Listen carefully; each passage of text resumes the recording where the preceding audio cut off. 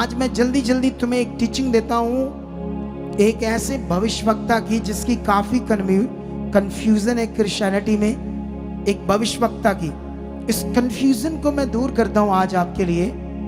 अगर इसी गिनती की पुस्तक में आप जाओगे तो आपको एक बलाक राजा और एक बिलाम भविष्यवक्ता, अगर मैं किसी से भी पूछूं कि बिलाम जो था वो कौन था, किसका भविष्यवक्ता था, तो कोई बता सकता है मुझे? जिसको पता है बिलाम कौन सा भविष्यवक्ता था? बड़ा नाम था उस समय। तुम में से कोई बता सकता है वो भविष्यवक्ता कौन था? है इधर वर्शिप टीम? परमेश्वर का। सेकंड वाली लड़की कहती परमेश्वर। और कोई?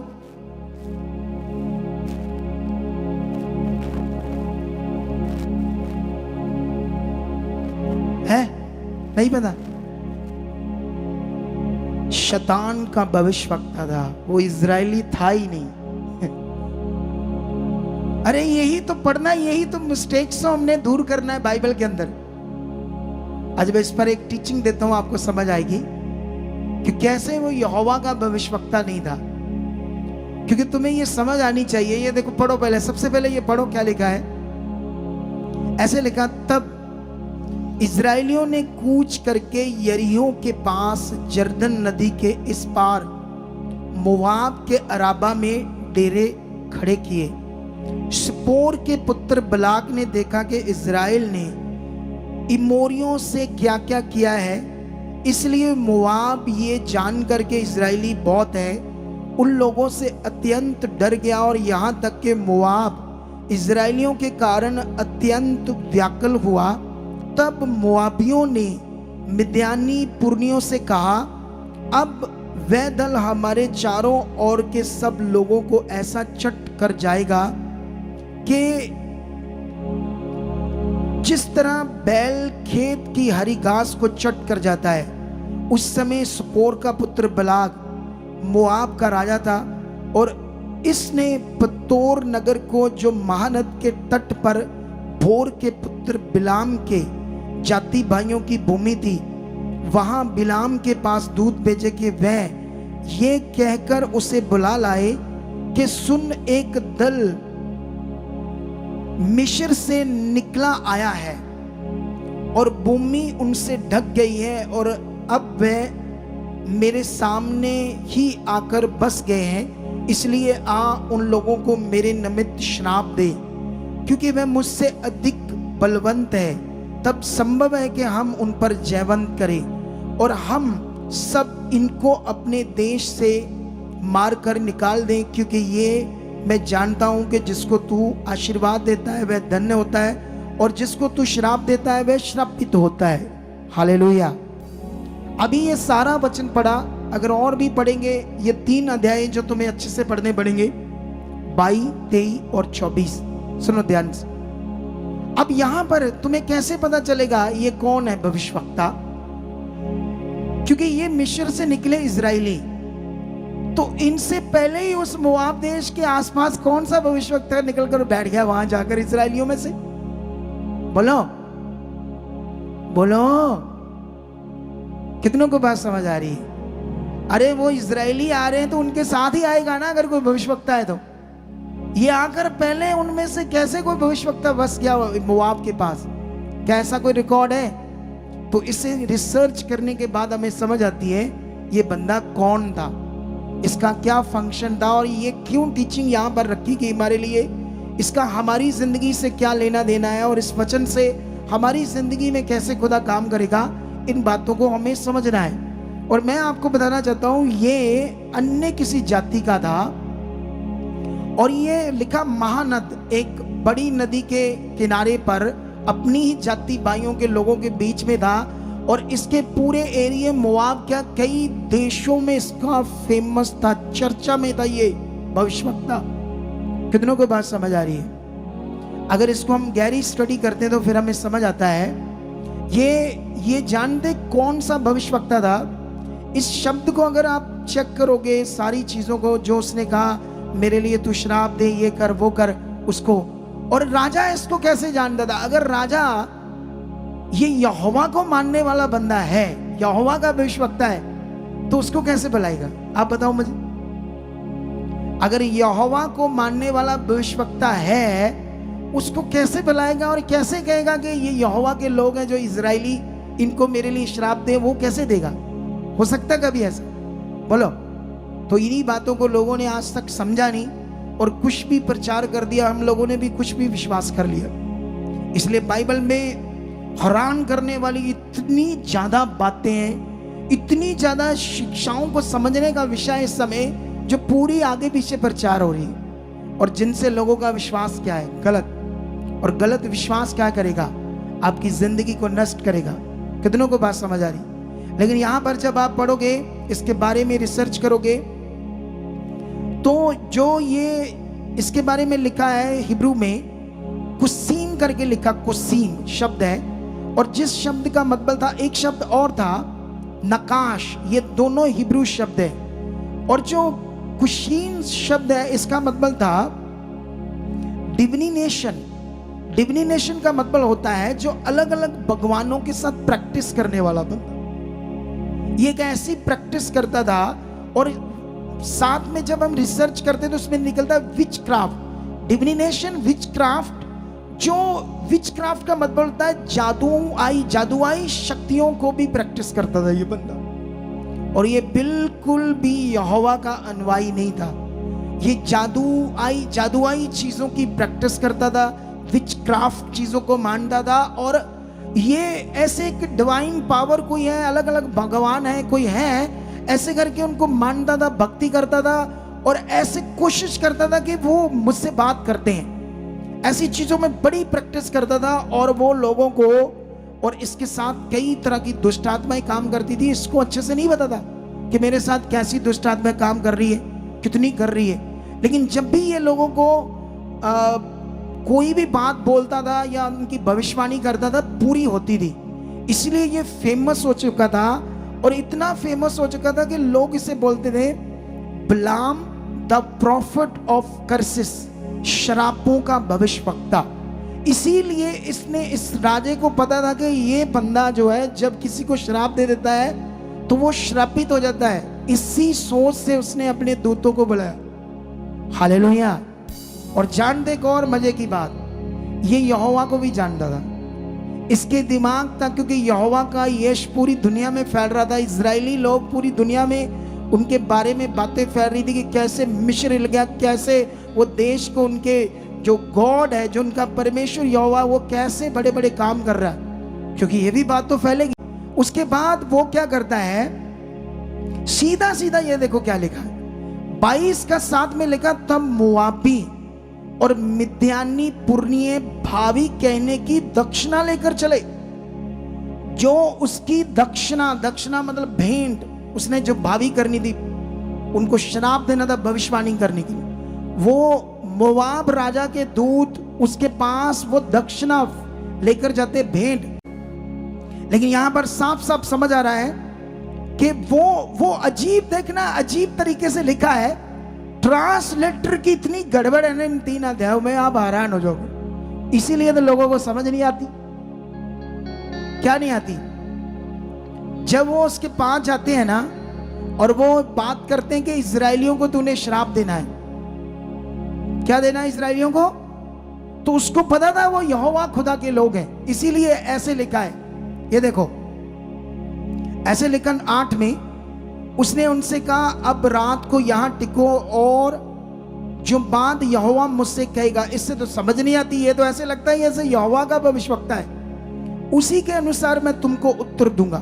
तब मोआब के हाकिम बिलाम के यहाँ ठहर गए।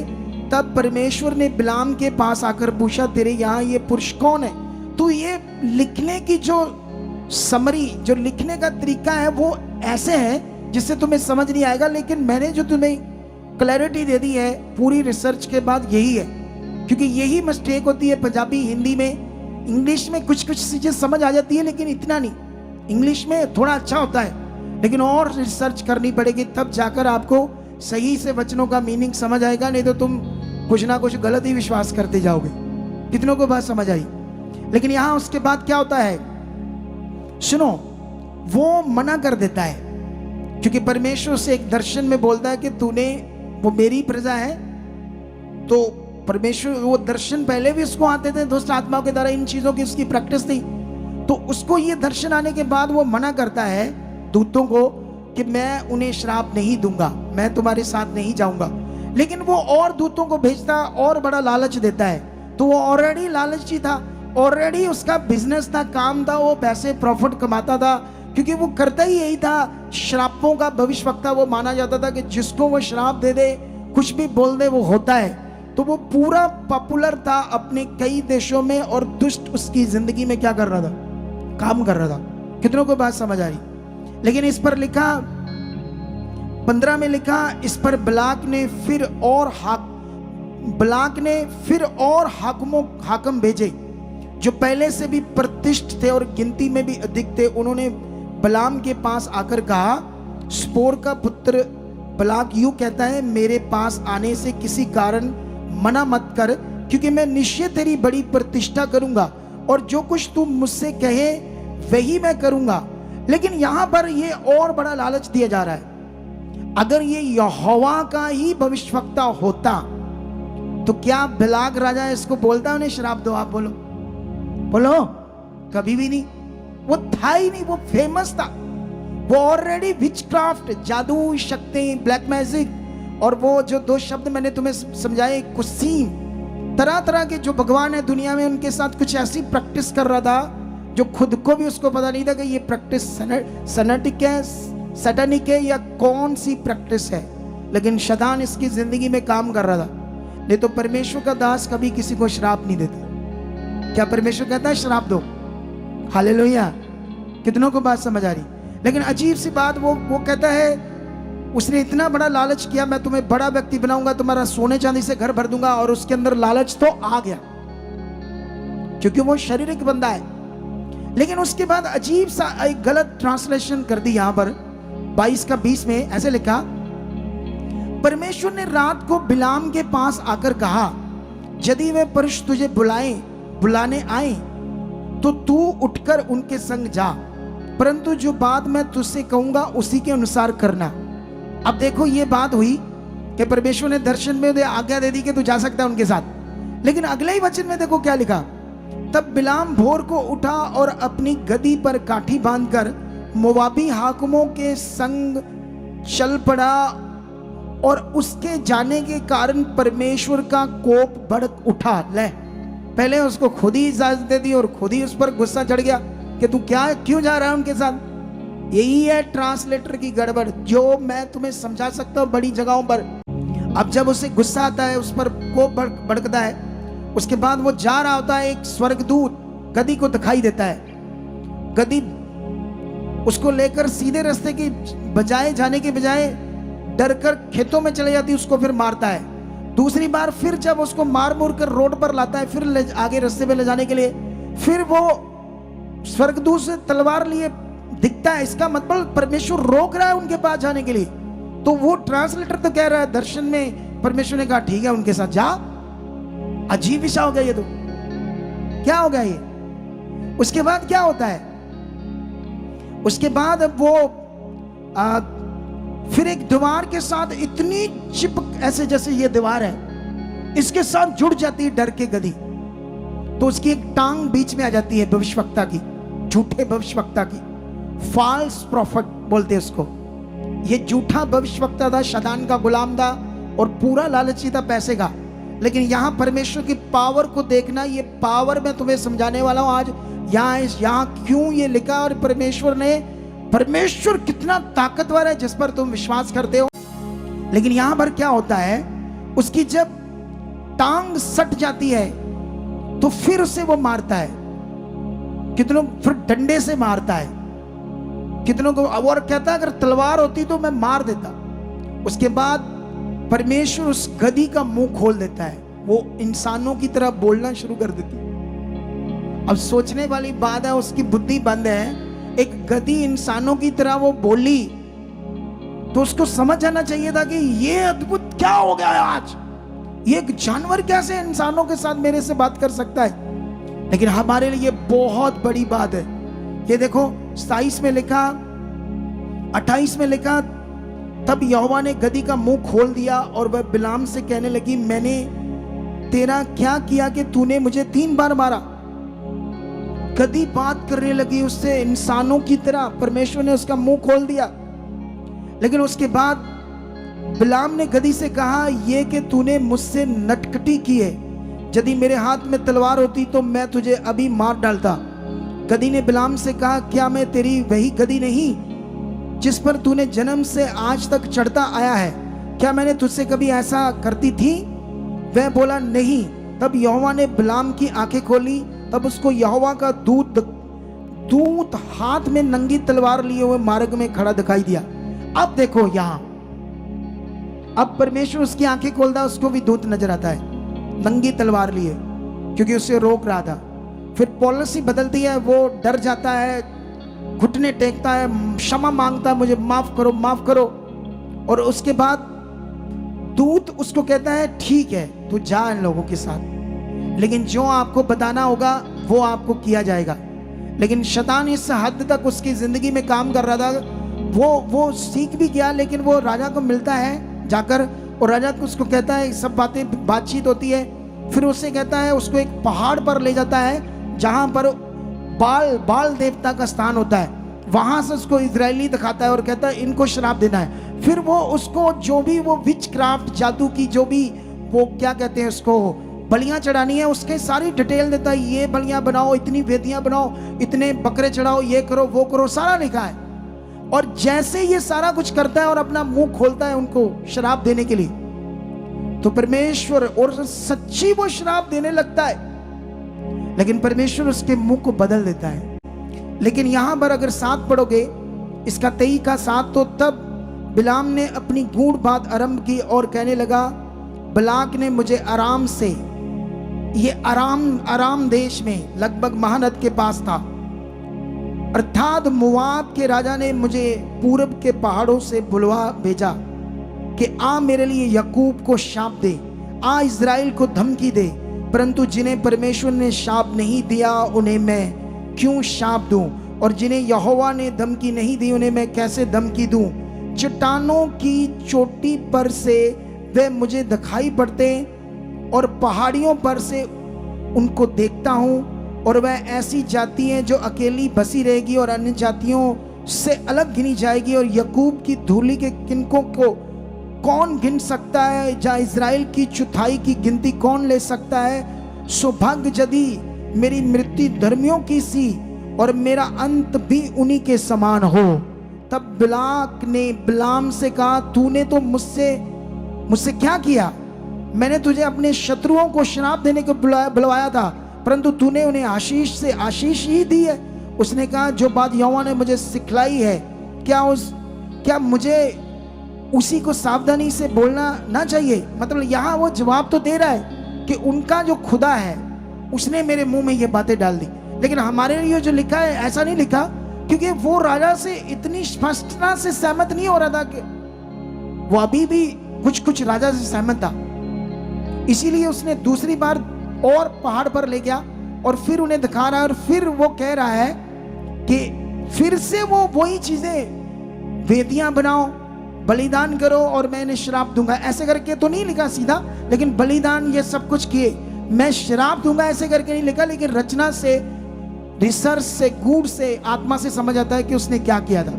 कितनों को बात समझ आ रही? लेकिन यहां पर वो फिर से जब उन्हें श्राप देने लगता है दूसरी बार, फिर से यहोवा उसके मुख को बदल देता है और वो आशीष देने शुरू करता है। और एक वचन तुम्हें हैरान कर देगा, ये तुम खुद पढ़ लेना, 23 का 23 में क्या लिखा है देखो, निश्चय कोई मंत्र याकूब पर नहीं चल सकता। क्योंकि ये जो नकाश शब्द है ना, ये वही है, मंत्र जाप करना, किसी चीज को मंत्र करके उनको श्रापित करने के लिए पहले मंत्र करना, मंत्रों का अध्ययन करना। तो वो कर रहा था, कोशिश करके उन्हें श्रापित करने की कोशिश कर रहा था अपने मंत्रों से, अपनी जादुई शक्तियों से, जो वो इतने सालों से उसी का भविष्यवक्ता था। लेकिन जब उसने कोशिश की तो उसने ये मंत्रों को यूज किया उन पर, लेकिन परमेश्वर ने उसके मंत्र उसके सामने किया और वो वो उसके वचन क्या सबको बदल कर, इसीलिए उसने ये देखो क्या लिखा है, उसने जब मुंह में बोला होगा, मंत्रों को बोला होगा, लेकिन उसने कहा निश्चय कोई मंत्र याकूब पर नहीं चल सकता और इजराइल पर भावी कहना कोई अर्थ नहीं रखता। इसीलिए वो अपनी बातों में कहता कि मैंने तो कोशिश की, लेकिन ये खुदा के लोग हैं, ना इन पर कोई जादू टूना चलता है और ना इन पर कोई मंत्र का, कोई भावी का कोई असर होता है, कोई अर्थ होता है। ये इतने पावरफुल लोग हैं, तुम ऐसे लोग हो। और हमने आज तक लोगों के मुंह से ये टीचिंग ही गलत सुनी। कितनों को बात समझ आ रही? अगर गलत टीचिंग सुनोगे तो उसका गलत प्रभाव तुम्हारी जिंदगी पर होगा। कि जिसको ये भविष्यवक्ता इतना फेमस था और 100% जिसको एक बड़ी सरकार, एक बड़ा प्रधानमंत्री बुलाए और वो भी गिड़गिड़ा करके मेरे लिए आ, तू अगर इसको श्राप दे देगा तो मैं जीत जाऊंगा। इसका मतलब एक बड़ा प्रधानमंत्री, एक बड़ी सरकार, एक बड़ा देश जिसको ले जाने के लिए अपने दूत भेज रहा है, इसका मतलब वो बंदा नॉर्मल नहीं था, लेकिन परमेश्वर के सामने वो जीरो था। परमेश्वर के सामने उसकी भविष्यवक्ताएं, जो उसकी भावी करने की शक्तियां, जादू टूने की शक्तियां और जो उसकी विच क्राफ्ट, जो वो जादुई शक्तियां और कई तरह की वो प्रैक्टिस करता था बंदा, परमेश्वर के लोगों के सामने, सामर्थ के सामने क्या है? फेल है। क्योंकि इन्हीं बातों को हमें समझना है। क्योंकि जो बिलाम था वो झूठा भविष्यवक्ता था और आराम की उसके पास नागरिकता थी, उसके पास वहीं रहता था। कितनों को बात समझ आ रही है?